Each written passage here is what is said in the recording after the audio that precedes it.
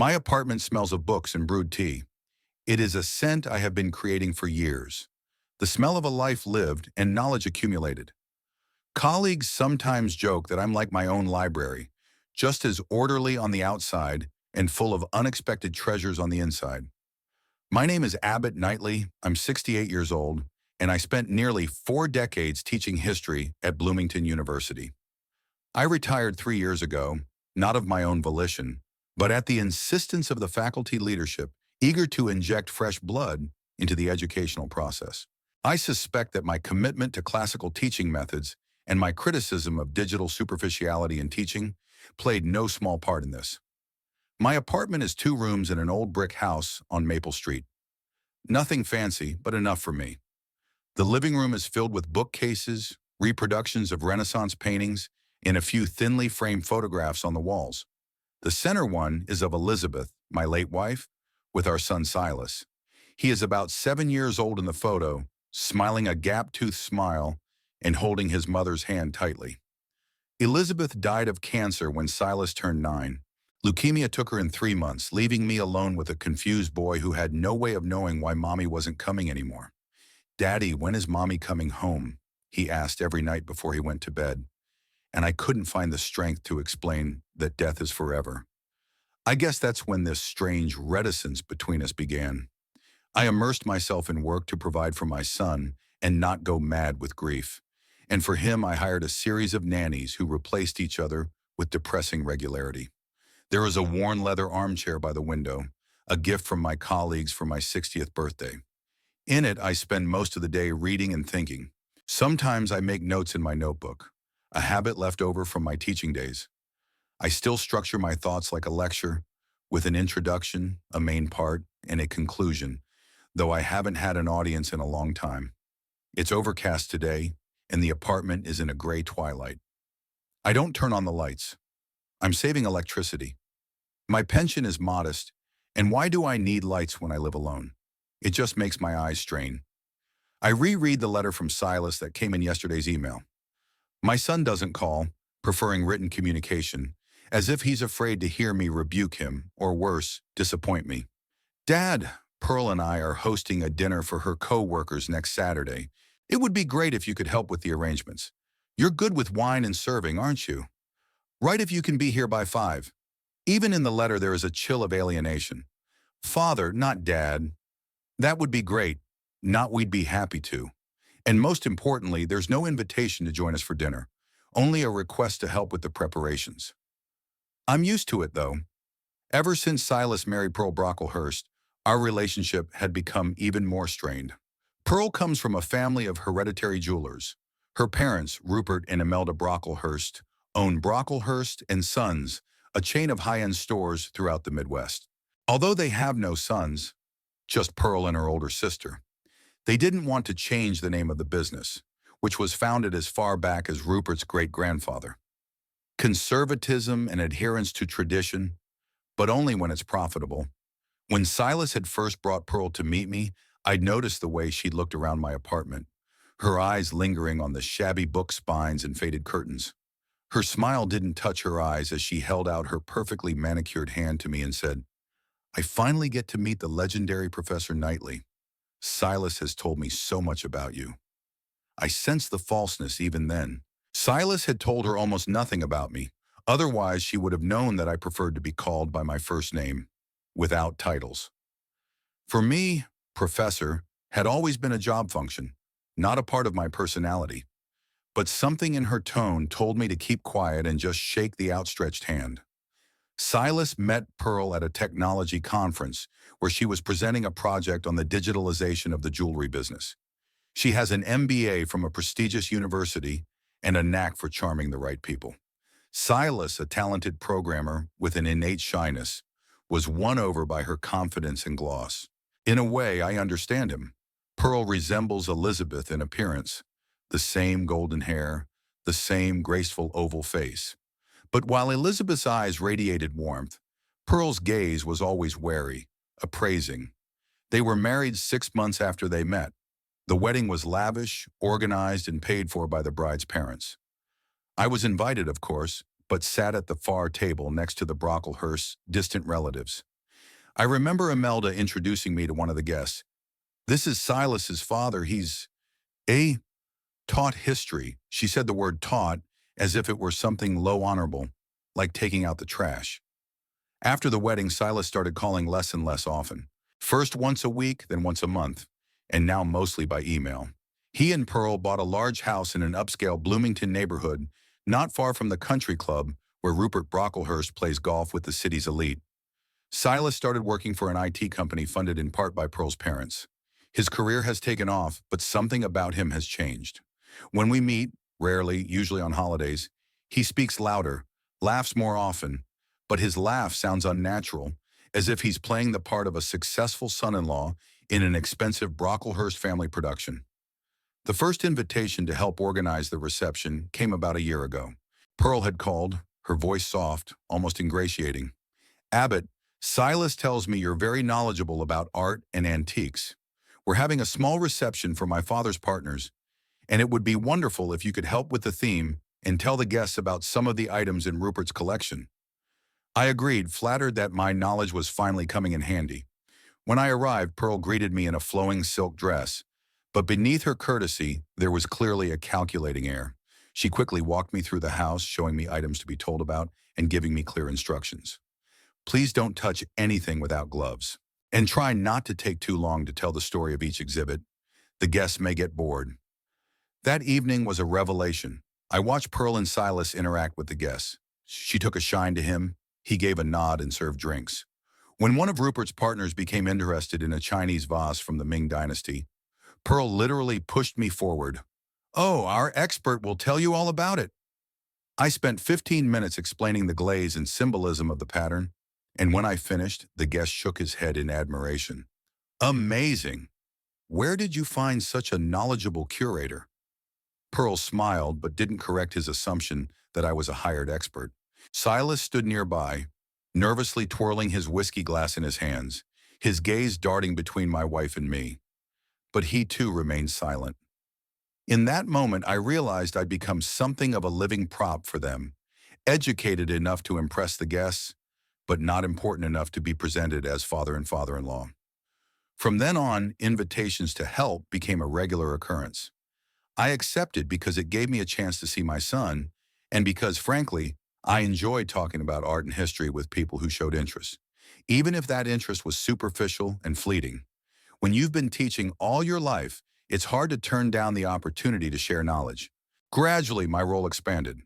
Pearl discovered that I had a good knowledge of wine, the result of years of friendship with a professor of French literature who was a real enophile, and a knack for designing menus for formal dinners, a skill acquired over the years of organizing faculty receptions. Now I was invited not only to talk about the art, but also to help with wine selection, table setting, and sometimes the preparation of some of the dishes. You have a natural taste, Father, Silas would say as he watched me set the tasting glasses or arrange the cutlery. There was something like pride in his voice, but with a touch of surprise, as if he were rediscovering that his father wasn't just an old professor, but a man of many skills. Pearl, on the other hand, had always been eminently practical. Abbott, could you get here early? I have to get everything ready before the first guests arrive, she said, and her tone was not one of request, only of command. And when the guests started to leave, she would casually ask, should I call a cab? It's late, the buses probably don't run. It was her way of letting me know that my presence was no longer required. She never offered to stay the night, even though there were plenty of rooms available in their house. Never asked if it was tiring for someone my age to drive across town late at night. I was something like rented equipment to her. Brought in, used, sent back out. Silas seemed to notice this coldness, but he preferred not to interfere. Sometimes as he walked me to the cab, he'd awkwardly tap me on the shoulder and say, thanks for helping. Pearl really appreciates your involvement. We both knew it wasn't true, but we pretended to believe the little lie for the sake of maintaining the appearance of a normal relationship. As time went on, I noticed that Silas was adopting more and more of the Brocklehurst's mannerisms and attitudes. He started wearing expensive watches and suits, talking about golf and stocks, wrinkling his nose at the mention of public transportation. Once when I suggested he go to an exhibition of medieval manuscripts, a subject that used to interest him, he looked at me with mild bewilderment. Why, Father? They're just old books. In that moment, I felt especially keenly how far apart we were. My son, who had once listened with rapt attention to my stories about historical battles and ancient civilizations, now considered it all useless knowledge, irrelevant to real life. That is, to making money and maintaining a certain status. And yet I continued to answer his letters and come at his beck and call. Perhaps out of weakness of character or out of fear of finally losing touch with the only close person I had left. Or maybe it was simply because I had nothing else to do. Sad to admit, but helping to organize these appointments was the highlight of my monotonous retirement life. I look at the letter on my computer screen and realize that, of course, I will agree. I will write a polite reply, wear my only decent suit on Saturday, arrive on time, and do whatever Pearl asks. I'll smile at her coworkers, tell them about the wines by the glass and historical anecdotes relevant to the evening's theme. And when it's over, I'll go back to my quiet apartment, to my books and memories, which grow fuzzier and more colorless with each passing year. But sometimes, in rare moments of honesty with myself, I admit that there's a deafening irritation growing inside me. Not toward Silas. His choices I can understand. He just wants to be happy, and if that requires conforming to the expectations of his wife and her family, then why not? My irritation is directed at Pearl and her parents, at their superficiality disguised as sophistication, at their condescension passed off as hospitality, and also at myself for letting them treat me like a handy tool to be used and put away in the closet until next time, for not having the courage to be honest with my son, for knowing a secret that could destroy the Brocklehurst family's impeccable facade, but keeping it to myself for fear of repercussions. I close my laptop and walk over to the window. A fine rain drizzles outside, people hurrying about their business, umbrellas and hoods covering themselves. Just an ordinary day in Bloomington, the city where I've lived most of my life but never really felt at home. Maybe it's because home isn't walls and a roof, it's the people you feel connected to. And my only connection was growing thinner by the day, threatening to break off altogether. The phone rang on Wednesday around 4 in the afternoon. I was just making tea, pondering an article on the impact of the Mongol invasion on the culture of Russia, a subject I had become fascinated with in retirement. When I saw my son's name on the screen, I tensed involuntarily. Silas usually wrote emails, rarely called, and almost always those calls meant some kind of request or problem. Dad? Are you home? Silas's voice sounded nervous, with that peculiar intonation he had when it came to Pearl or her parents. Yes, Silas. Did something happen? Not exactly. It's just, Rupert and Imelda are coming over on Saturday. All of a sudden, no warning. Pearl just found out. They're staying with us for a couple of days on their way to Chicago. I felt something inside me clench. Pearl's parents' visits were always an event that threw Silas off balance. Even though they'd been married for 5 years, he was still trying to impress the Brocklehursts, as if he was still afraid they'd find him unworthy of their precious daughter. And you need my help. It wasn't a question. Yes, if you don't mind. Pearl wants to have a special dinner to take their minds off some issues. I knew exactly what the issues were. Rupert Brocklehurst had hinted more and more in recent months that it was time for Silas to integrate fully into the family business, to leave these computer toys behind. Pearl supported her father, believing that being vice president at Brocklehurst and Sons was more prestigious than being a top programmer at a technology company, even a successful one. Do you want me to help organize the dinner? That's okay. You know you're better at it. Pearl's in a panic. She wanted to cater, but Le Bistro's booked up 2 weeks in advance. Le Bistro is the most expensive restaurant in Bloomington, the Brocklehurst's favorite. Of course Pearl wanted to order food from there. Nothing else would meet her standards. I could cook it myself, I offered, knowing that was what Silas was counting on. Something classic. French? Or Italian? Pearl was thinking French. Something sophisticated, but not too complicated. And wine. You know about wine, don't you? There was such hope in his voice that I couldn't say no. Despite all our difficulties, this is my son, and he's asking for help. All right, Silas. I'll come back tomorrow, see what's available, and make a shopping list. Tell Pearl not to worry.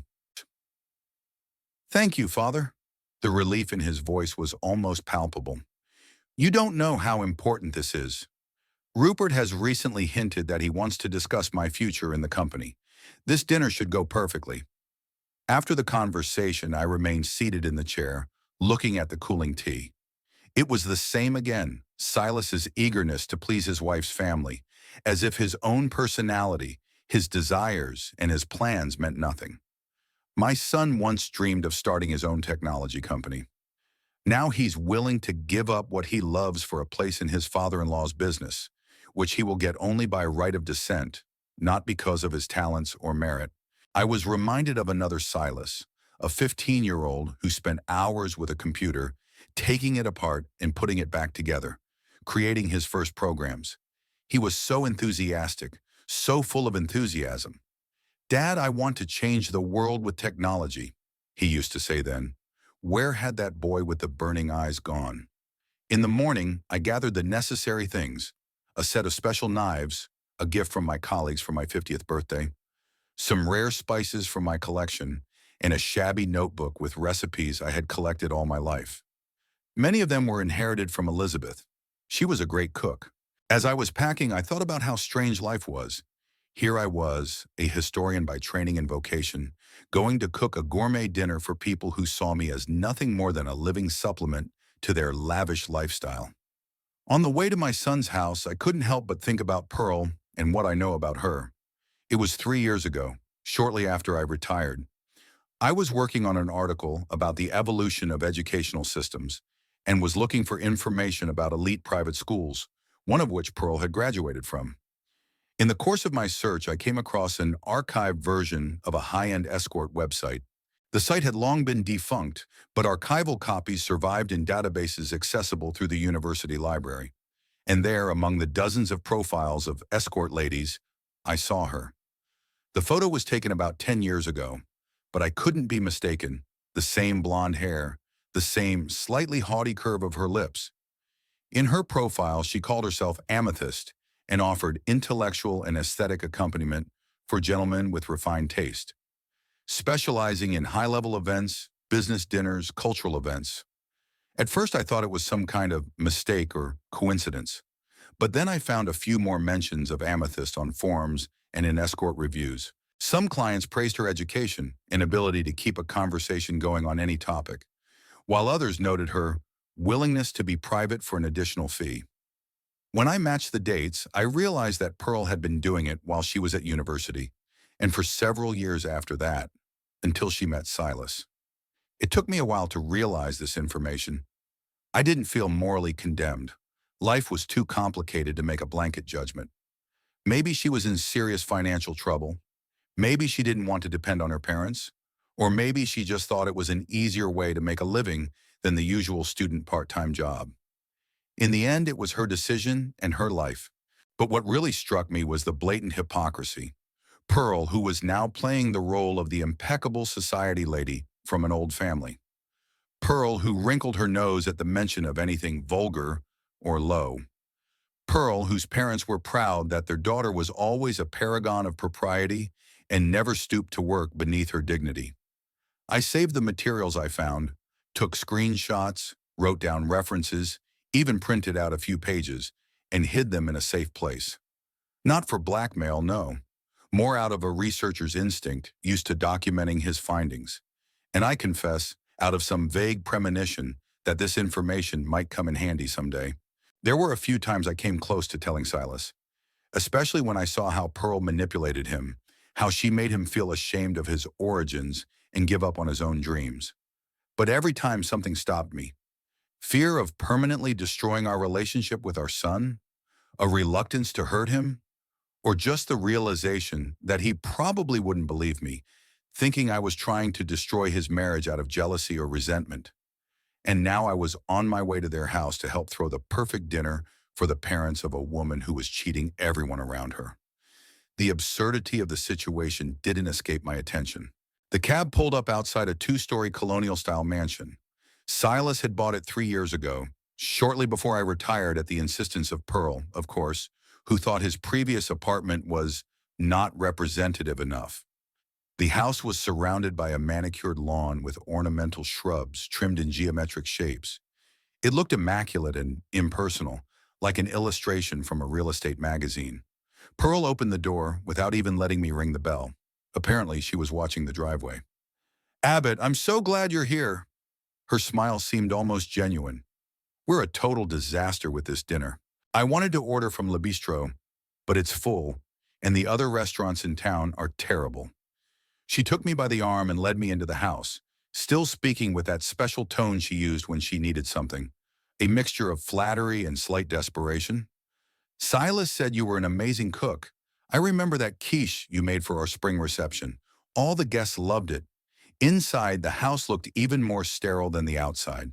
Impeccably white walls, minimalist furniture, a few abstract paintings in thin frames. Not a single photograph, not a single personal item in sight. It was like a furniture store showroom, not a residential home. Silas was waiting in the kitchen, tapping his fingers nervously on the marble countertop. When he saw me, he visibly relaxed. Father, thank you for coming. We're in a mess. Pearl wanted to make a souffle, but it fell off twice. Don't worry, we'll fix it. I set my bag on the table and started taking out knives and spices. Silas, any ideas for the menu? Something French, but not too pretentious, Pearl interjected. Rupert doesn't like experimental cuisine, and a meat dish for the second course. He doesn't think a dinner without meat is a dinner without meat. I nodded, mentally going over the recipes. How about a classic French menu? Let's start with onion soup with croutons and Gruyere, then duck breast with cherry sauce and potato gratin. For dessert, creme brulee with lavender. Pearl glowed. That sounds perfect. Rupert loves duck, and creme brulee is Imelda's favorite dessert. Then we need to make a shopping list and start preparing. Some components take time. We spent the next few hours planning dinner down to the smallest detail. I made a detailed grocery list, and Silas went shopping at a specialty store on the other side of town. Pearl set the table, and I began to prepare the broth for the soup. It was better to make it ahead of time, so the flavor would be more intense. As I watched Pearl carefully arranging the china plates and silverware, I couldn't help but think of the duality of her nature.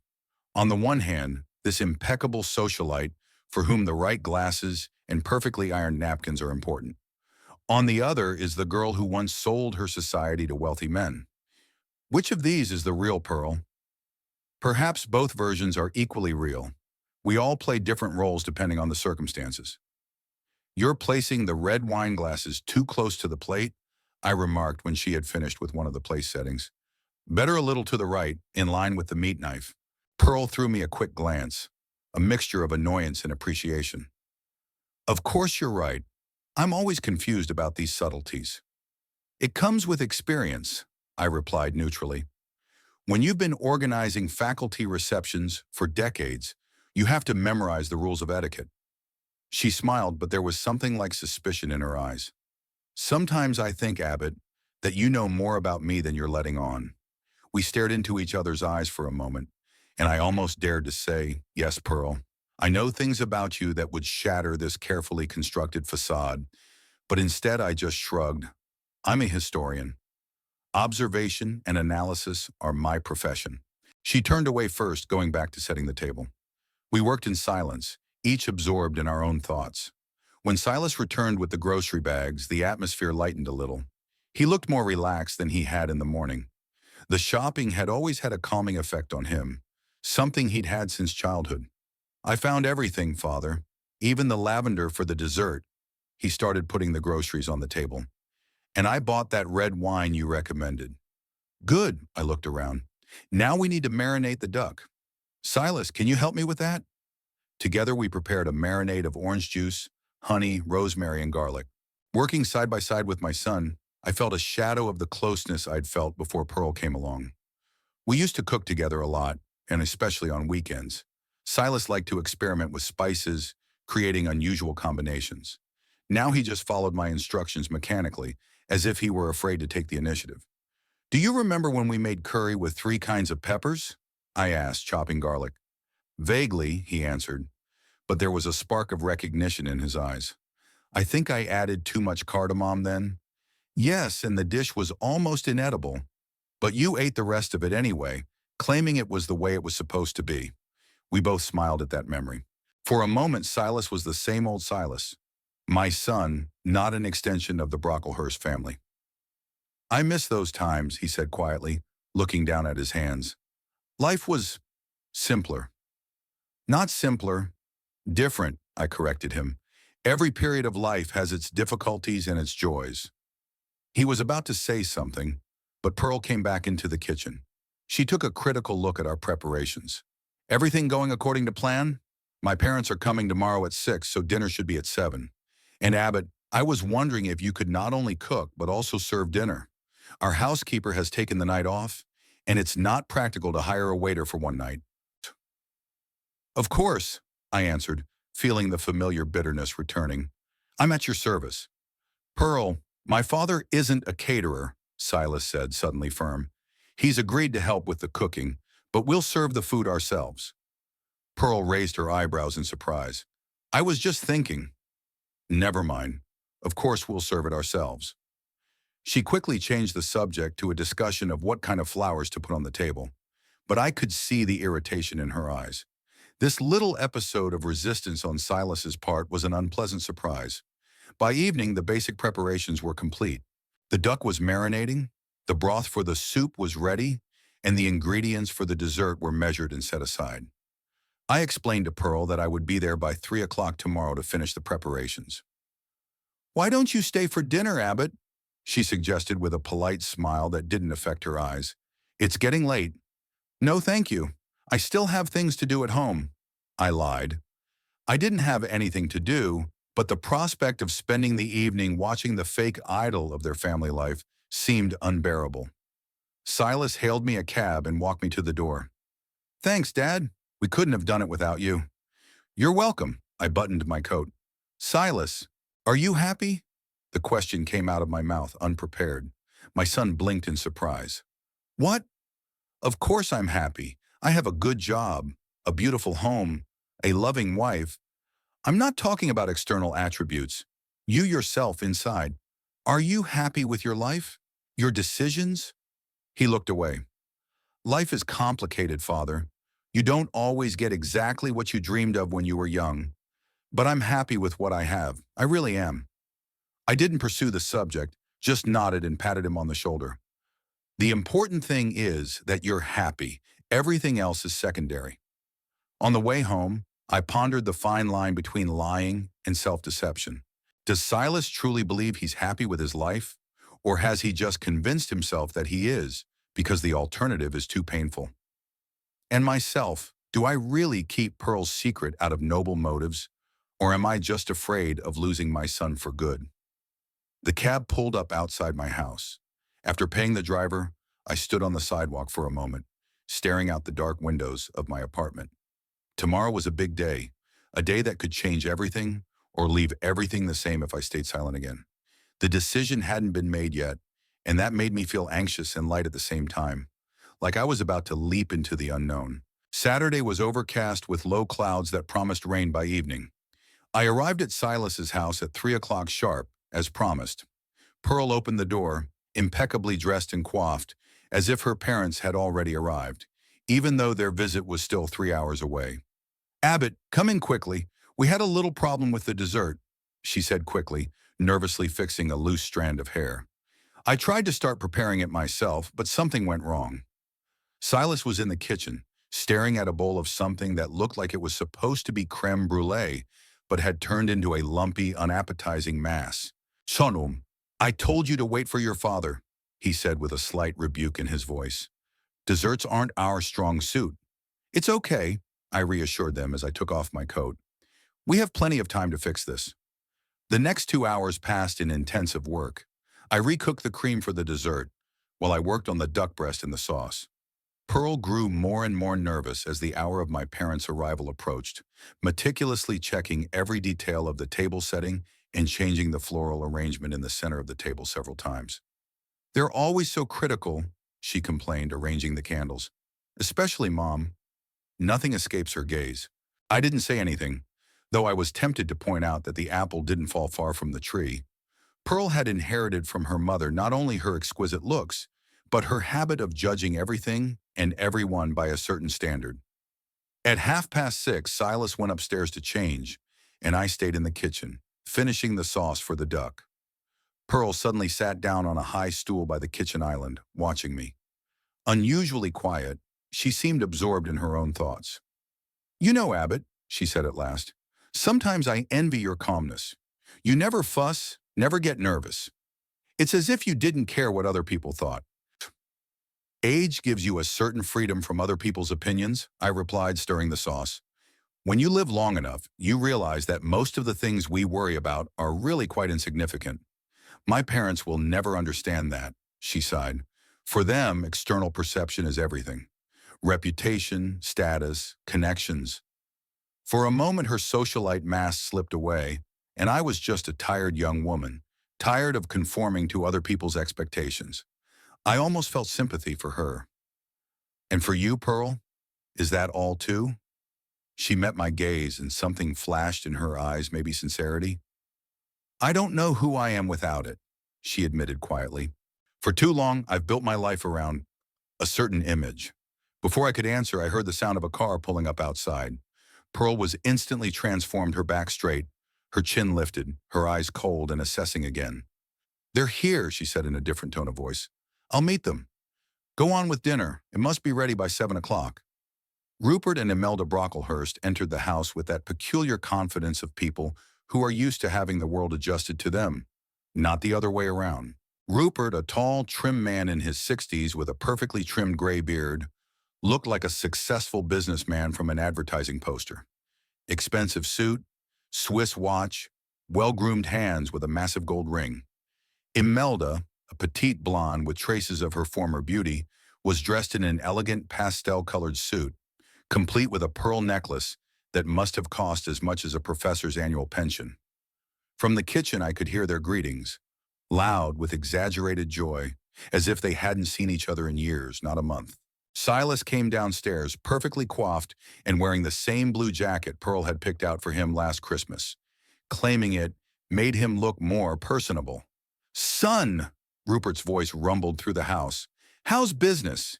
Have you made up your mind about my offer?" "Not now, darling," Imelda intervened. "First, we need something refreshing to drink. It was so stuffy on the road." They moved into the living room, and I could no longer hear the words, only the general hum of voices. As I continued my work in the kitchen, I thought about how important it was for some people to maintain a certain lifestyle and social status. The Brocklehursts belonged to this type. For them, form is always more important than substance, external perception more valuable than inner essence. In this sense, they were the exact opposite of what I had been teaching students all these years: to look for depth, to analyze context, to see behind the facade the true essence of things. At 7 o'clock, everything was ready. Onion soup with crispy croutons waited in elegant bouillon cups, duck breast, perfectly cooked, rested under foil, and creme brulee was solidifying in the refrigerator. I changed out of my work clothes for the clean white shirt I had thoughtfully brought with me and entered the living room to announce that dinner was ready. The family was seated around the coffee table with glasses of champagne. Pearl sat on the edge of the couch next to her mother, Silas in the chair across from his father-in-law. All four of them turned to me as I entered. "Ah, there's our chef," Rupert exclaimed, with that peculiar condescension that rich people often show to their staff.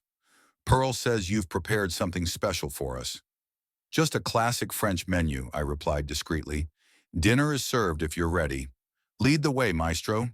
Rupert rose, gallantly offering his hand to his wife. "Imelda loves French food. We were in Provence last month, staying in a charming chateau. While everyone was seated at the table, I brought the soup and began to pour it into bowls." Imelda looked at the table setting. "Pearl, my dear, are you using your grandmother's silverware? Isn't that too much honor for an ordinary family dinner?" "I wanted to create a special atmosphere, Mother," Pearl replied with a slight strain in her voice. "Besides, silver loses its luster if you don't use it." "Reasonable," Imelda nodded, though it was clear from her tone that she disapproved of such wastefulness. The soup was met with compliments, though Rupert remarked that his favorite restaurant in Lyons served something similar, but with a special charm that is certainly lacking here. I silently took the empty cups and returned to the kitchen for the main course. The conversation at the table revolved around business, social news, and future plans. Rupert talked a lot about the expansion of the store chain, the new antique-inspired jewelry collection, and the importance of keeping his finger on the pulse of the industry. Silas mostly nodded and nodded along, occasionally inserting brief comments. Pearl played the role of attentive daughter and caring hostess, pouring wine and steering the conversation in the right direction. When I served the duck breast, the conversation suddenly turned to the subject of education. Higher education is completely devalued now, Rupert said as he cut the meat. All these universities are churning out degrees like a conveyor belt. What's the use? I know dozens of successful people with no formal education. But Pearl had a master's degree, Silas countered, and it helped her career. That's different, Rupert said. Pearl had gone to a prestigious university that valued practical skills and connections over rote learning. Besides, she always knew what she wanted to achieve. Imelda looked at her daughter with pride. Our Pearl has always been a goal-oriented person, never a trifler, always choosing the right environment. I grinned involuntarily, remembering the dignified entourage on the escort website.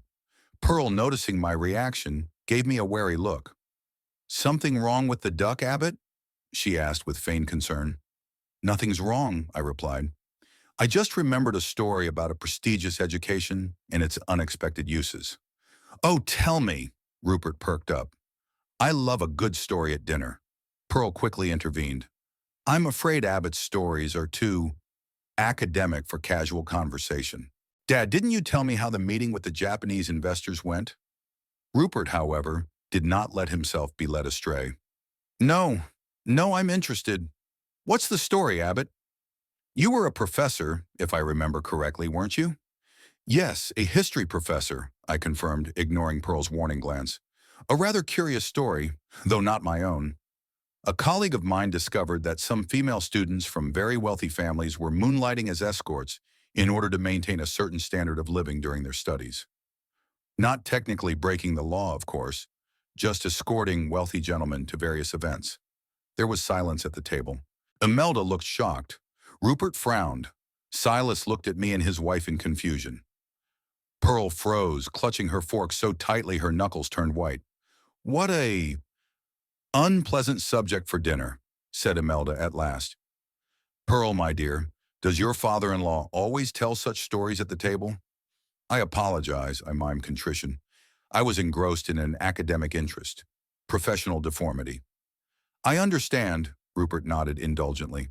"When you're dealing only with books and theories, it's easy to lose touch with real life and decency." That comment struck a nerve with me. All my life, I've taught students to see the connection between past and present, between theory and practice. And this self-righteous trinket salesman dares to talk about real life? "That's an interesting point," I said, trying to remain calm, "especially considering that it is theoretical research and historical analysis that allows us to understand the cyclical nature of economic processes. For example, the current trend for ethically produced jewelry has its roots in the anti-colonial movement of the 60s. Rupert looked puzzled, clearly not expecting such a detailed answer from the service staff. Pearl was quick to change the subject. "Silas just finished an important project for his company. Tell your parents, dear." Dinner continued, but the tension was still there. I served and cleared the plates, occasionally inserting a comment when the conversation turned to topics I knew something about. Each time, Pearl or Imelda would hurriedly divert the conversation, as if afraid I'd bring up something unseemly again. When it was time for dessert, I brought the creme brulee, already decorated with a caramelized crust and a sprig of mint. Rupert was on his third glass of wine by this point and visibly relaxed. "I have to admit, Silas," he said, tapping the caramelized crust with his spoon, "your father is an excellent cook. Maybe we should get him a full-time job," he said, laughing at his own joke. He laughed at his own joke. "A good cook is worth his weight in gold these days." "Abbott only helps us occasionally," Pearl answered in his place. "He has his own life, his own, uh, occupations." There was an undercurrent of disdain in her voice, and that was the last straw. All these years I'd tolerated the condescension, silently endured the insinuations of my uselessness and detachment from reality. But now, looking at this smug company discussing me as if I wasn't standing next to them, I felt something inside me break. Actually, I'm doing research on the influence of Victorian morality on modern society, I said, drawing everyone's attention. Huh, I'm particularly interested in the phenomenon of double standards and social masks, the way people create a certain image for the public, hiding their true nature. Imelda pressed her lips together. It's a rather esoteric topic. I don't see how it could be of any practical use. On the contrary, it's very practical, I argued. For example, it helps you recognize when people aren't who they say they are, when the facade of respectability hides something else. I noticed Pearl tense, her fingers clutching the napkin. Silas looked at me with a slight perplexity, not sure where I was going with this. Social conventions are necessary for society to function, Rupert said arrogantly. Without them, there would be chaos. I agree, I nodded, but there's a difference between conformity and outright hypocrisy, between creating an image and completely falsifying one's identity. The atmosphere at the table thickened. Pearl fidgeted restlessly in her chair, obviously trying to figure out how to get the conversation moving in a safe direction. Why don't we talk about something more pleasant? She suggested with a strained smile. Like your trip to Provence. Mom, did you say the castle was amazing? Yes, dear, Imelda picked up on that. The chateau dates from the 18th century, although some elements date from earlier. Abbott, as a historian, you'd probably appreciate. I'm afraid you won't be interested in my assessment, I interrupted. As Rupert pointed out, I am too detached from real life. Perhaps my view of history is also too theoretical. Don't take offense, dear, Imelda tried to smooth things over. Rupert simply meant that practitioners and theorists have different approaches to life. Oh, I know exactly what Rupert meant, I replied, feeling my resolve growing inside me. He thinks that people like me, those who have devoted their lives to education and the pursuit of truth, are less valuable than those who can make money and maintain the appearance of success. Rupert blushed. I never said, but you thought so. I finished for him. And so did your daughter. To Pearl, I'd always been an annoying reminder of Silas's humble origins, that he wasn't from your circle, a handy assistant to the reception, nothing more. Father, please, Silas interjected, clearly disturbed by the direction of the conversation. Let's not. Why not, Silas? I turned to my son. Why not finally say out loud what everyone's thinking? Your father-in-law and mother-in-law think I'm nothing. Your wife uses me as free labor. And you just let it happen. There was a dead silence at the table. Rupert's face was flushed, and Imelda looked as if she'd swallowed a lemon whole. Silas was staring at his plate, unable to meet my gaze. Pearl was the only one who looked calm, though I could see her lips turning white. I think Abbott's tired, she said at last in an icy tone. It's been a long day, and we're all a little overexcited. Maybe you should rest. That was the last straw, this condescension, this desire to shut me up, to dismiss me as an annoying child or a senile old man. Don't worry about my condition, Pearl, I said, rising to my full height. I know exactly what I'm doing and saying. And now would be a good time to say one more thing. Abbott, please, she said, a note of panic in her voice for the first time. He's just a servant in this house, don't mind him, she added quickly, turning to her parents. A servant. That's what I'd been to her all these years. Not her husband's father, not a respected professor, not a man with his own dignity and history, just a servant. I rose slowly from the table, feeling strangely calm, as if everything that was happening had been planned long ago, as if every word had been written in a script that I had only now decided to read. Well, it's time for me to tell you a secret about your daughter, I said, looking straight into Rupert and Imelda's eyes. Pearl turned pale, her hands shaking so violently that the wine nearly spilled onto the tablecloth. Don't, she whispered. Please. There was silence at the table. I felt strangely calm, as if I'd finally shrugged off a weight I'd been carrying for years. Rupert and Imelda Brocklehurst froze, their gazes darting between me and my daughter. Silas frowned, not knowing what was happening. Only Pearl knew her face was ash-colored, her fingers frantically gripping the edge of the tablecloth. Abbott, I think you'd better leave, Imelda began, with feigned calm. You're obviously overworked. No, Imelda, I shook my head. I think you should listen to what I have to say. It concerns your family and the reputation you hold so dear. Rupert straightened, his eyes narrowing. If this is some kind of blackmail attempt, it's nothing of the sort, I remained unfazed. It's just the truth you have a right to know. The truth about how your daughter really paid for her prestigious education. Pearl stood up abruptly, knocking over her glass. The red wine spilled over the white tablecloth like a bloodstain. Don't, her voice shook. Please, Abbott, let's talk in private. We've talked privately for years, Pearl, I replied. Well, we haven't. You pretended I didn't exist, or used me when it suited you. You've treated me like a servant. Now it was time for the truth. I turned to Rupert and Imelda. Your daughter, of whom you are so proud, has an interesting past. While she was studying at that most prestigious university where practical skills and connections are valued, she worked as an escort model. Simply put, she provided escorts to wealthy men for money. Imelda made a squeeze sound like a sob. Rupert froze with his mouth open. Silas turned slowly toward his wife, his face a look of utter bewilderment. What is this nonsense? Rupert finally said. How dare you? It's a lie, Pearl interrupted him, trying desperately to keep her composure.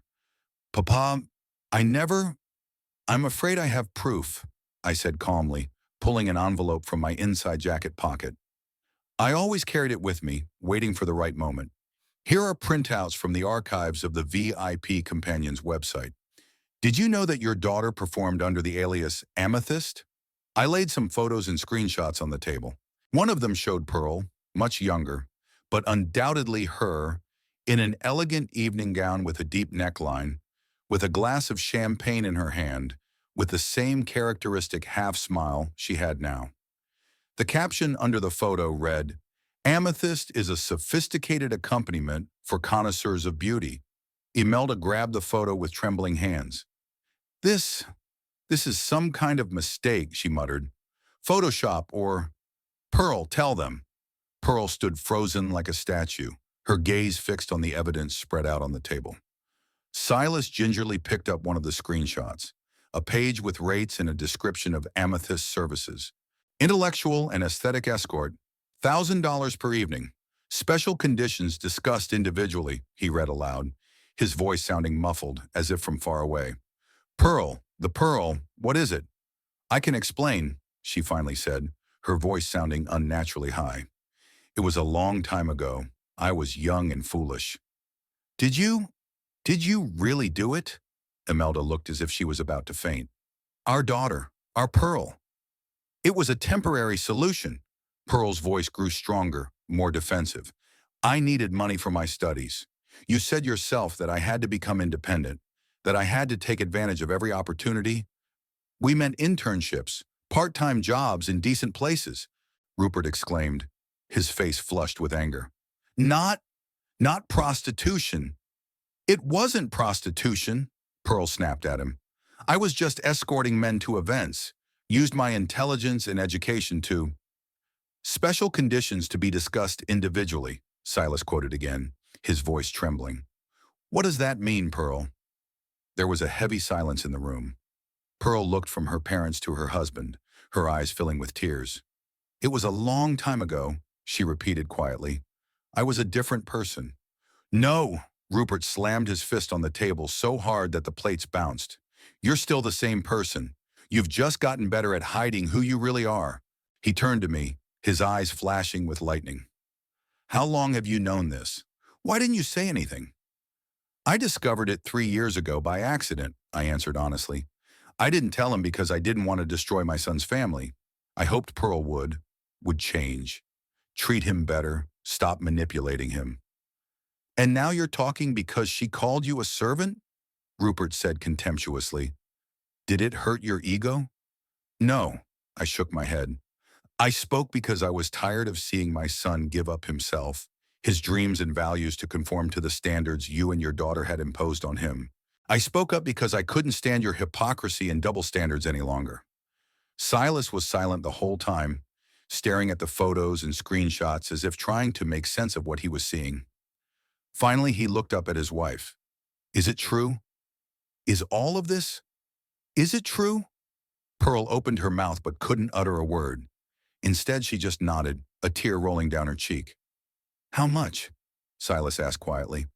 How many men? What difference does it make? Pearl exclaimed, suddenly on the offensive. It was before you. I never cheated on you. Never. This isn't about cheating, Silas said quietly. It's about you hiding such an important part of your life from me. You've been lying to me all this time. What was I supposed to say? Pearl almost shouted. Hi, I'm Pearl, and I was an escort model to pay for my education. You wouldn't even look at me after that. You don't know that. Silas shook his head. You didn't give me a chance to decide for myself. Imelda had been sitting with her hands over her face the whole time. Now she pulled her hands away, and I could see her devastated face, her mascara smeared. How could you, Pearl? Her voice sounded broken. We gave you everything. The best upbringing, the best schools. We've always supported you. You gave me everything except the freedom to be myself, Pearl shouted. All my life I had to conform to your expectations, to be the perfect Brocklehurst daughter. Do you know why I started working as an escort model? Because for the first time in my life, I felt I was in control, that I was making my own choices. Rupert looked at his daughter as if he were seeing her for the first time. Everything we did was for your own good, he said bitterly. And you dishonored us. You dishonored our family name. Family name? Pearl grinned bitterly. It's always about the family name, about reputation, about what other people will say. It's never about how I feel, what I want. And what did you want? Silas asked quietly. Because it obviously wasn't me. For you, I was just a stepping stone to a normal life? A way to rehabilitate yourself in the eyes of your parents and society? Pearl turned to him, something resembling sincerity in her eyes. No, Silas, I wasn't. Yeah, I really loved you. You were so honest, so real, in a way that I could never be. But you kept lying to me. Silas shook his head. Our whole acquaintance, our whole life together, and made me ashamed of my father, my background, my interests. Made me lie to myself. Imelda stood up suddenly, her movements sharp as a marionette's. I can't hear it anymore. I can't be here. Rupert, we're leaving. Rupert nodded, rising as well. Yes, we need to think it over. He turned to his daughter, his face a stone mask. Pearl, I need time. A lot of time. Yeah, I don't know if I'll ever be able to look at you the way I used to. Daddy, please. Pearl took a step toward him, holding out her hand. Let me explain. Explain what? Rupert asked coldly. How you've been deceiving us all these years. How you've allowed strange men to... He didn't finish the sentence, as if the thought were too painful. We're leaving, he repeated firmly. And I think we'd better not talk for a while. Perhaps for a long time. Mother? Pearl turned to Imelda in despair. Say something. Imelda only shook her head, her eyes blank. You're not the daughter I knew, or thought I did. With those words, she headed for the dining room. Rupert followed her, but stopped at the door and turned to Silas. I'm sorry you were dragged into this outrage. You seem like a decent man. Too bad you picked the wrong woman. And they left. We heard the front door slam, the engine of their car start, the tires rustle on the gravel of the driveway. And then there was silence. Pearl collapsed into a chair, her shoulders shaking with silent sobs. Silas stood motionless, staring into the space in front of him. I felt devastated. There was no triumph, no relief, only the bitter realization that some wounds can't be healed by the truth. Sometimes the truth only creates new, deeper wounds. Why didn't you tell me? Silas finally spoke, turning to me. There was no anger in his voice, only weariness and frustration. Why did you keep this secret for 3 years? I didn't know how to approach the subject, I answered honestly. I was afraid of your reaction, afraid you'd choose her side, that I'd lose you completely. And then I just couldn't find the right moment. The right moment? Silas grinned bitterly. And tonight, in the middle of dinner with her parents, seemed like the right time? No, I shook my head. It was an impulsive decision. Wrong, maybe. But I couldn't keep quiet any longer, seeing you change, giving up everything you loved and valued to meet their standards. Pearl lifted her tear-stained face. You did it out of revenge. Her voice sounded hoarse. Because I called you a servant. Because I didn't respect you the way you thought you deserved. You're partly right, I admitted. My decision was personal. But most of all, I wanted to protect my son. Protect him? Pearl laughed through her tears. You ruined his family. You ruined my life. No, Pearl, I said quietly. You ruined your own life when you chose to build it on lies. Lies have a way of coming out at the worst possible moment. Silas sank slowly into his chair, his shoulders slumped. I need to think, he said, looking down at his hands. About all of this. About us. He looked at Pearl. About who we are to each other. Pearl reached out, trying to touch him, but Silas pulled away. Not now, he said softly. Please. He turned to me, his eyes full of pain. I think you should leave, Father. Yeah, I'll call you. When I'm ready. I nodded, feeling my heart clench. Despite everything that had happened, despite all my good intentions, I had hurt the one person I wanted to protect. I understand, I said quietly. I'm sorry if you can. I gathered my things and left the dining room. Behind me, I heard Silas and Pearl's muffled voices. They were beginning the conversation that would probably be the last of their marriage, or the first honest conversation they'd had in a while. I didn't remember how I'd gotten home. My feet automatically carried me through the familiar streets of Bloomington, while my mind wandered among the wreckage of an evening I'd turned into ruin by my own hand. The rain, which had started while I'd still left Silas's house, had intensified, but I took my time taking cover. The cold drops dripping down my collar felt like a well-deserved punishment. When I finally climbed the creaky stairs to the third floor and unlocked the door to my apartment, the clock read almost midnight. I took off my drenched coat, threw it on the coat rack, and walked into the living room without turning on the light. The familiar outlines of bookcases, an old armchair, and a desk with a computer were visible in the semi-darkness, lit only by the glow of streetlights coming through the unshaded windows. A familiar world that had suddenly become alien. Or was it I myself who had become a stranger to this world? I sank into the chair without taking off my wet clothes and closed my eyes. The scene from Silas's dining room came into view. The frozen faces of Rupert and Imelda Brocklehurst, Pearl's pale, horrified face, my son's confused look. A scene I directed without fully realizing how devastating the denouement would be. Had I done the right thing? That question throbbed in my temples, giving me no respite. Was it justice or revenge? Defense of my son or a selfish desire to prove my worth? I remembered Pearl's dismissive, "He's just a servant," and the wave of anger that had swept over me in that moment. Yes, there was something personal in what I had done, the resentment that had accumulated over the years, the weariness of constant neglect, the pain of my son's growing estrangement from his wife and her family. But there was something else too, a sincere desire to protect Silas from manipulation, to open his eyes to the true nature of the woman he'd bonded with. I sighed and stood up to finally remove my wet clothes. After changing into dry clothes, I put on the kettle and turned on the table lamp. The dim light only emphasized the dullness of the surroundings. Books, papers, a lonely cup on the table. The life of a man with only memories and regrets. Once, when Silas was a boy, this apartment had been filled with life. After Elizabeth died, we moved here from the big house, which had become too empty and humming without her laughter and footsteps. It was hard at first. We were both homesick, both unsure of how to move on. But gradually we found our rhythm. Silas went to school nearby, and after school he often came to my department. He would sit quietly in the corner of the classroom, drawing or reading while I lectured. Students adored him, gave him sweets, and explained their projects. Maybe it was then that he became interested in technology.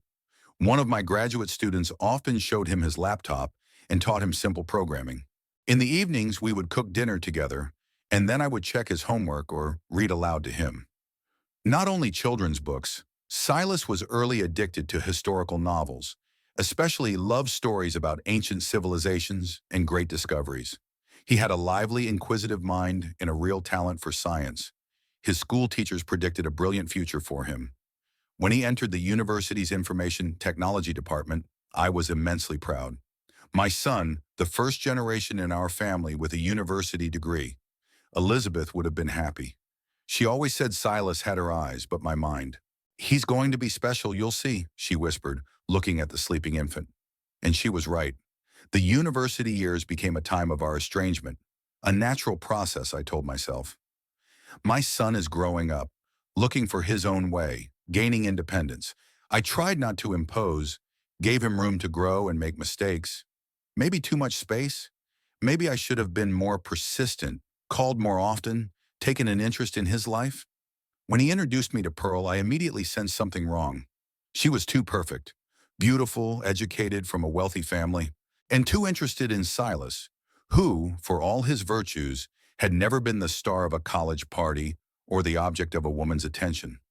His enthusiasm for computers, his shyness, his easygoing personality attracted a certain type of girl, intelligent, modest, valuing depth over outward glitz. Pearl didn't fit into that category. I tried to gently express my doubts, but Silas was blinded by his crush. "You just don't know her like I do," he said with that peculiar condescension that young people often show to their elders in matters of the heart. "Pearl is not what she seems. She is deeper, more complex." Oh, how right he was, without realizing it. Pearl was indeed not what she seemed, but in a very different way. The kettle in the kitchen whistled, pulling me out of the flood of memories. I made tea, a strong bergamot tea, just the way Elizabeth liked it, and returned to my chair. Outside the window, the rain had intensified, the drops drumming against the glass in an uneven, restless rhythm. The phone in the pocket of my robe suddenly vibrated. I shuddered and slowly pulled it out, already knowing who might be calling at this hour. Silas's name popped up on the screen. I stared at the blinking display, hesitant to answer. What could I say to my son? How could I justify what I'd done without sounding like a vengeful old man or a madman? The phone stopped vibrating. A few seconds later, a message came through. "Father, we need to talk. Immediately. What have you done?"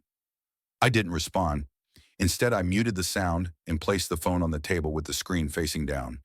Not out of cowardice, I needed time to gather my thoughts to figure out how I really felt about what had happened, and how I felt. A strange mixture of satisfaction and guilt. Satisfaction that the truth had finally come out, that Pearl and her parents' hypocrisy had been exposed, and guilt for the pain I'd caused my son for shattering his illusions in such a cruel public way. The phone vibrated again, silently, but I could see it shaking on the table. Another message from Silas. "I know you're awake. Answer me." Pearl is hysterical. Her parents aren't answering their phones. "Do you realize what you've done?" Again, I didn't answer. What could I say?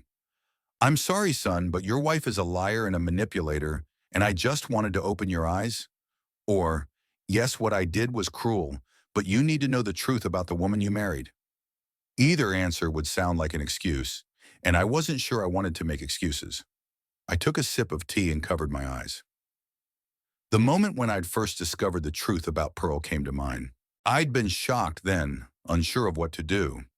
My first impulse was to tell Silas immediately, but something stopped me. Maybe fear of hurting him, maybe uncertainty about how he would take the information. I decided to gather more data to make sure it was really Pearl and not someone who looked like her. I did a real investigation. I checked dates, compared biographical details, studied other photos on the site. There was no doubt Amethyst was Pearl Brocklehurst, then a student at a prestigious university, moonlighting as an escort model to pay for her expensive habits. I put together a dossier, screenshots, printouts, saved photos, not for blackmail, no. Rather, out of a historian's professional habit of documenting facts. And I confess, out of some vague premonition that this information might come in handy someday. And so it came in handy, at the most inopportune moment, under the most inopportune circumstances, used not as a tool of defense, but as a weapon of revenge. The phone vibrated a third time. It was ringing now, but it wasn't from Silas. Pearl's name popped up on the screen. I stared at it, puzzled. Why would she call me after everything that had happened? To threaten me? To beg for silence? To curse me for ruining her life? I didn't answer that call either. A minute later, a message came through. I know you're awake, Abbott. We need to talk. Just you and me, please. Her please surprised me. In all the years we'd known each other, Pearl had rarely used the word in conversation with me. Usually her phrases sounded like orders disguised as requests. Abbott, could you help with the serving? Or Abbott, would you be so kind as to tell the guests about this painting? I put the phone away, not answering that message either. Now, at this late hour after everything that had happened, I wasn't ready to talk to my son or his wife. I needed time to realize what had happened, to understand my own feelings. Memories surfaced again, now of Silas's early years after Elizabeth's death. How hard it had been for him to accept her passing. How he had waited for her return without realizing the finality of death. How I tried to replace both his parents for him, often clumsily, often wrong, but always lovingly. I remember when he came down with the flu in 6th grade. High fever, delirium. He called for his mom and I sat next to him, holding his hand, changing compresses, never leaving his side. 3 days without sleep, in constant fear that his condition would worsen. When the crisis passed and he opened his eyes clear from his fever, the first thing he said was, Daddy, you look terrible. You need to sleep. Even as a baby, he often worried about me more than I worried about myself. Maybe it was growing up too soon, taking on some of the responsibility that should have been on my shoulders. I always admired his fortitude, his ability to adapt to loss, to move on while keeping the memory of his mother in his heart. When he became a teenager, there was some distance between us, a natural part of growing up, of separating from a parent. But even then, there remained a deep understanding, a connection that didn't require words. I always knew when he was in trouble, even if he didn't talk about it. And he could always sense my moods, my unspoken anxieties. What happened to that connection? When did it start to fade into formal communication? After he went to university? After he met Pearl? Or even earlier, and I just hadn't noticed, immersed in my work, my research, my own world of books and theories? The phone vibrated again. This time the message from Silas was short and curt. If you don't answer, I'll come over. Now, was it a threat or a promise? Made me finally pick up the phone and text back, you don't have to come at this hour and in this weather. We'll talk tomorrow when we're both calmer. The reply came instantly. Calmer? You ruined my family and you think I'll be calmer tomorrow? Father, what has gotten into you? Why today? Why in front of her parents? I took a deep breath and began typing. I regret the timing and the manner, but not the fact of the truth being revealed. You deserve to know who your wife really is. There was a long pause after sending that message. I imagined Silas sitting in his house, probably in the very dining room where the drama had played out, trying to process my words. Next to him, probably Pearl, crying, confused, perhaps still trying to justify herself or deny the obvious. Finally came the answer. 3 years. You knew it for 3 years and kept quiet, and then suddenly you decided to make this spectacle. Why, Father? Was it just because she called you a servant? The question hit me where it hurt the most. Yes, that phrase was the final straw, but was it only that? Hadn't there been years of bitterness over the way Pearl and her parents had treated me? Wasn't there the pain of Silas slowly drifting away, becoming a pale shadow of himself, an appendage of the Brocklehurst family? That's not the only reason, I wrote. I have seen you change under their influence. How you give up your dreams, your essence. How you become what they want you to be, not what you really are. There was no answer for a long time. I stared at the screen, wondering what was happening on the other end of this digital connection. Had my words hurt him? Made him think? Or only reinforced the belief that his father was a mean, vindictive old man determined to destroy his happiness out of jealousy or resentment? Finally, the phone vibrated again. You had no right to decide for me. You had no right to choose the moment or the way. This is my marriage, my life, and now it's ruined. My son's words cut painfully into my heart. He's right, of course. I acted impulsively, without thinking of the consequences, without caring about his feelings. Was I really protecting him, or was I using him as an excuse for my own revenge? I'm sorry, I wrote after a pause.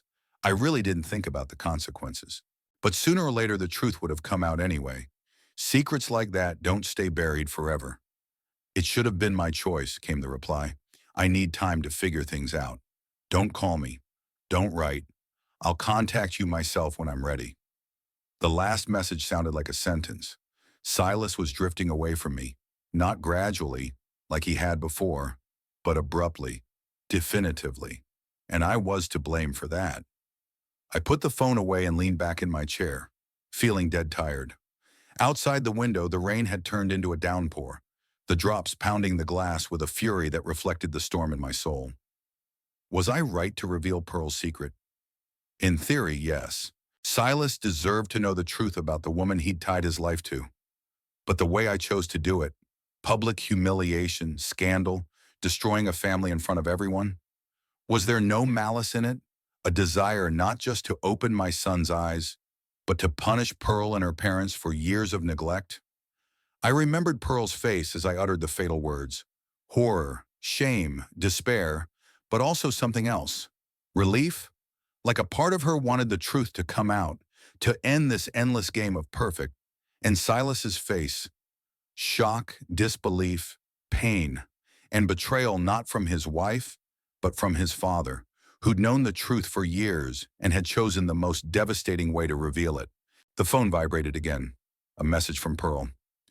Abbott, I know you're angry with me, and you have a right to be, but this is not Silas's fault. Don't punish him for my mistakes.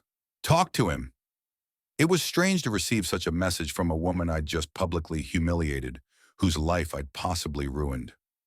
There was a concern for Silas in her words that I'd previously thought was feigned. Maybe I was wrong. Was there a woman who truly loved my son behind the facade of a calculating socialite? Or was it another manipulation, an attempt to turn me against myself, to make me doubt the rightness of my action? I did not respond to this message either. Bridges had been burned and no words could repair what had been destroyed tonight. 3 weeks passed in a long silence. Silas didn't call, didn't text. I'd tried to contact him a few times, but each time I'd stopped myself, remembering his request for time. Or was that an order? The boundary between request and demand was erased in my perception, like so many other boundaries in my relationship with my son. Life went on in a strange, slow rhythm. I got up in the morning, made coffee, read, sometimes went for a walk, talked to former coworkers on the phone, the usual actions of an ordinary retiree. But there was an emptiness inside, a sucking feeling of incompleteness, like I was stuck between chapters of my own life, unable to turn the page.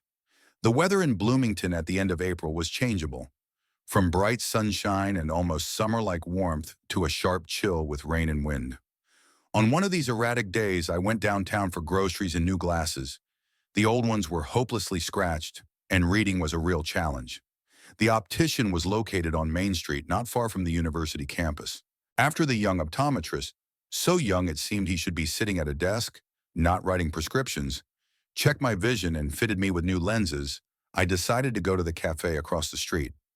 A simple desire to sit amongst people, to listen to other people's conversations, to feel part of life and not just an observer. Byron's Coffee House was a popular place among students and faculty, a small place with bookshelves along the walls, shabby leather couches, and the smell of freshly ground coffee. I used to come here often during my teaching years, checking students' papers or just reading in a quiet corner, enjoying the atmosphere of an intellectual haven. After ordering a cup of black coffee, I sat at a table by the window, looking at the street where people were hurrying about their business. Students with backpacks, office workers in strict suits, young mothers with strollers. Life went on regardless of my personal dramas. And then I saw him. Silas was walking on the opposite side of the street, hands in his jacket pockets, looking down at his feet. He looked gaunt, as if he'd lost weight in the weeks. Even his gait had changed from the confident stride of a successful young professional to the shuffling stride of a man carrying a heavy load. I froze, not knowing what to do.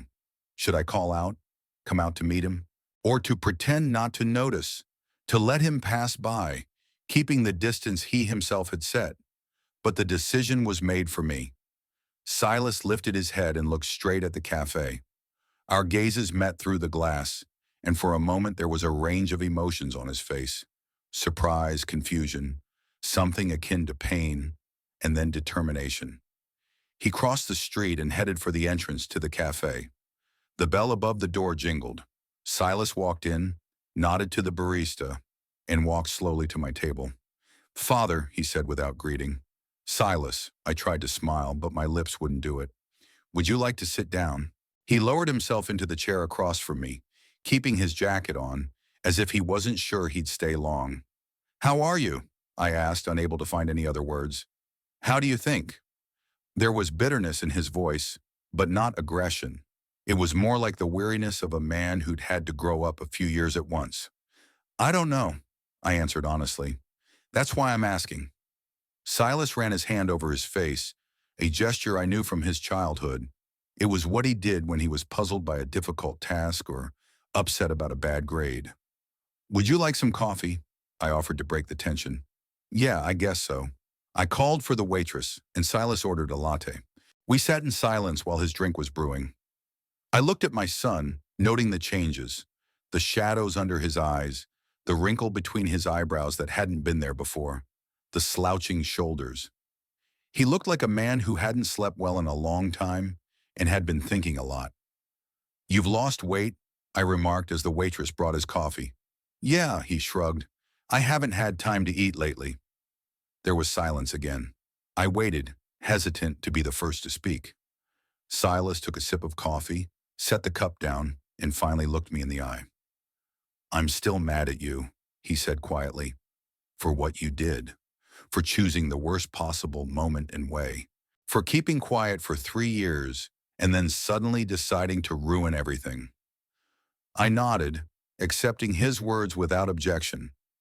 "But," he continued after a pause, "I understand why you did it, and perhaps, in a way, you've done me a favor." That admission surprised me. "A favor?" Silas grinned unhappily. "Don't think I'm grateful. But you made me face the truth, not just about Pearl, but about our marriage in general." He took another sip of coffee, collecting his thoughts. "Pearl and we've been having problems for a long time, even before that night. But I'd turned a blind eye to them, pretended that everything was fine, that we were the perfect couple, that I was happy as the Brocklehurst son-in-law, that I was ready to be part of their world. And in reality," I asked cautiously, "in reality, I was slowly losing myself," Silas admitted. "My dreams, my principles, my personality. I was becoming what she wanted me to be, successful, presentable, with the right connections and ambition. But that wasn't me, not the real me." He fell silent, looking out the window at the people passing by. After that night, everything changed. Pearl's parents cut off all contact with her, completely. Her father blocked her number. Her mother returned all her emails unopened. They even notified her through her lawyer that they were withdrawing her financial support and excluding her from the will. "Harsh," I remarked, though part of me felt grim satisfaction at the news. "Tough, but it's in their spirit," Silas nodded. "They've always been about image and reputation. Pearl's past had jeopardized both." "How did Pearl take the breakup with her parents?" "She was hysterical at first. Called them every day, wrote them letters, tried to meet them. Then something in her broke, or on the contrary straightened out. She became different, more real. She shed the mask of the perfect daughter from the perfect family. And you know what's weird? I like this new Pearl better. She's, alive." I watched his face carefully, trying to figure out what was going on between him and his wife right now. "So you're staying together?" I asked, trying to keep my voice neutral. Silas shook his head. "No. Our marriage is falling apart, and it's not just the secret that's been revealed. This story just pulled the veil off problems that have been around for a long time. We're, different people with different values and different goals. I thought love would overcome those differences, but it only masked them." He paused, looking into his cup as if searching it for answers. "At first, we tried to save the marriage. Pearl suggested we go to a marriage counselor. We went to 3 sessions, and each time ended in an argument. She accused me of never truly accepting her, always judging her. I accused her of manipulation and lying. Eventually, we decided we needed a break. I moved into a rental apartment a week ago. I'm sorry, I said, and it was the truth. Despite all my doubts about Pearl, I never wanted my son to suffer. Did you? Silas looked at me questioningly. You never approved of our marriage? I didn't approve of the way she and her family treated you, the way they changed you. But I wanted you to be happy, Silas. That's all I ever wanted. He stared at me for a long moment, as if trying to determine if I was sincere. Finally, he nodded, accepting my words. You know what the weirdest thing is? He continued after a pause. In a way, I feel better now. It's like a huge weight has been lifted off my shoulders. I don't have to pretend anymore, to conform to other people's expectations, to play a role. I'm being myself again. And who are you now? I asked quietly. Silas hesitated. Honestly, I don't know. I'm 39, and it's like I'm learning to be me all over again. Getting back to work on an old project I'd abandoned because of Pearl and her parents. Remember when I wanted to create a program to teach special needs kids? I nodded. It had been his passion during his university years to develop adaptive technology for children with disabilities. Rupert Brocklehurst thought the idea was charity nonsense with no commercial perspective. I got in touch with a team working on something similar. Silas continued with an enthusiasm I hadn't seen in his eyes in a long time. They're interested in what I've been working on. Maybe it'll work. That's wonderful, I said sincerely. You've always been on fire with this idea. Yes, he smiled weakly, and then I let myself lose sight of it. Like so many other things. He fell silent, twirling the cup in his hands. Then he looked up, and his gaze hardened. But despite all that, despite the fact that in the long run, maybe it's even better this way, I still can't forgive you for what you did. You destroyed my family, Father, and you did it out of revenge. Silas. No, let me finish. He held up his hand, stopping me. I know you had other motives, that you wanted to protect me, to open my eyes. But the way you chose, it was a public execution, Father. You humiliated Pearl in front of her parents. You humiliated me by showing that I was blind and stupid. You could have talked to me alone. You could have found another way. But you chose the most painful, most destructive way. And part of me thinks you did it not just for me, but for yourself. To avenge all those times you were made to feel inferior, less important. I didn't deny it. There was truth in his words. Bitter, unpleasant, but true. You're right, I said quietly. There was something personal in what I'd done. Revenge, resentment, wounded pride. I'm not making excuses, Silas. I did choose the worst possible way and moment. But, he looked at me questioningly, I can hear the but in your voice. But I'm not sorry the truth came out, I said firmly. I regret the way, my motives, the pain I caused you. But not that you finally learned the truth about Pearl and her family. Silas was silent for a long moment, considering my words. Then he nodded, as if accepting that answer. You know what's ironic? He said with a bitter chuckle. When I finally talked to Pearl for real, after all the yelling and accusations, she admitted that part of her had always been waiting for the truth to come out, that she was almost relieved when you spoke up. Like I could finally stop pretending, was what she said. It's hard to live a double life, I remarked, constantly remembering what you said, who you said it to, what version of yourself you showed. Yeah, Silas agreed. And it's not just her. I've been living a double life too, in a way, pretending that I was happy to be part of the Brocklehurst world, that I liked their values, their lifestyle, refused to see how I was changing, how I was losing the real me.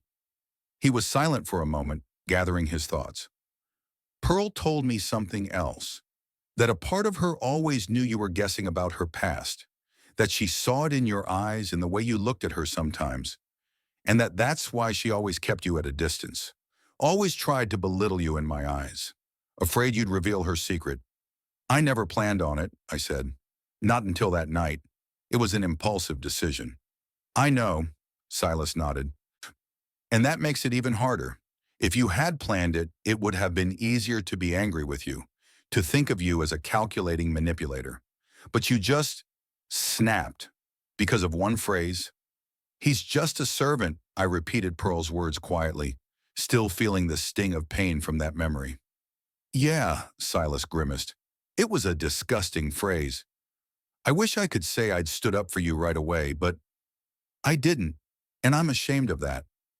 Those words, that confession, suddenly touched me more than I'd realized. Silas saw his guilt, his part in what was happening. He didn't put the blame on me or Pearl. We all make mistakes, I said. I don't hold it against you, Silas. Sorrow, I still do, he said honestly. At you, at Pearl, at myself. But I'm working on it. He finished his coffee and set the cup on the table. You know what the psychologist told me the last time Pearl and I met? That sometimes families are built on sand, on illusions, false expectations, unspoken grievances, and that sooner or later a wave comes along and washes it all away. You can be angry at the wave, but the problem is not the wave, but the foundation. A wise psychologist, I remarked. Yeah, Silas smiled weakly. I wish Pearl and I had listened to him sooner. Maybe we could have built something real, something honest. Or maybe we would have realized that we shouldn't be together. He looked at his watch and sighed. I gotta go. I have a meeting with my lawyer in 30 minutes. A lawyer? I asked anxiously. Yes, Pearl and I had decided that a divorce was inevitable. Better to do it in a civilized way, without all the drama. There'd been enough of that already. Silas stood up and I stood up too, not knowing how to say goodbye. Should I hug him? Shake his hand? Just nod? I'll call you the other day, he said, solving the dilemma for me. We had a lot more to talk about, but not right now. Right now I need to deal with what's left of my marriage. Of course, I nodded, trying to hide my disappointment. Part of me hoped for reconciliation, for a return to the closeness we'd had before Pearl came along. But I knew it was impossible. Too much water had passed. Too many wounds had been inflicted. And Father, Silas added as he headed for the exit, despite everything, I'm glad I met you today. That we talked. Me too, I replied sincerely. He nodded and walked out of the cafe, the bell above the door jingling as he left. I watched him cross the street and thought about our conversation, about the confessions we'd both made, about the truth that had finally come out between us. He was still angry at me, still blaming me for destroying his family. But in his words, in his gaze, I saw glimmers of understanding, of recognizing my motives, even if he didn't approve of my methods. It was a small step toward reconciliation, not complete forgiveness, but at least understanding. And that was enough for now. I paid for my coffee and went outside, where the spring wind played with the fallen petals of the blossoming trees. Life went on, despite the dramas and tragedies, the broken families and broken hearts. It went on, giving a chance for healing, for new beginnings, for righting wrongs. Silas found the strength to admit the truth about his marriage, about himself. Maybe in time he'd find the strength to forgive me, not just me, but Pearl and himself. And I will wait and hope that out of the ruins I helped to create, something new and stronger and truer will someday grow.